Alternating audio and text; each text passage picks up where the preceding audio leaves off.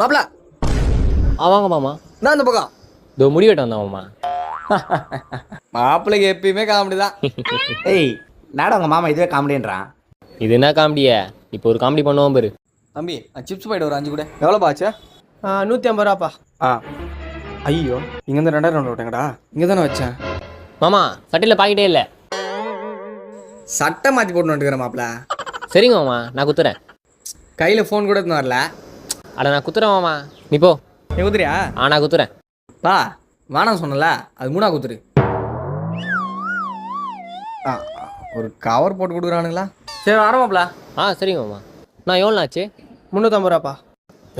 Account பேரு தானா? இது இருக்குது பாருப்பா ஸ்கேனரு. ஸ்கேனர் இல்லைண்ணா, அக்கௌண்ட் பே. அப்போ டேரெக்டாக அக்கௌண்ட்டில் அமுச்சு விட்ருவியா? ஆஹாண்ணா, அக்கௌண்ட்டில் வச்சுக்கண்ணா.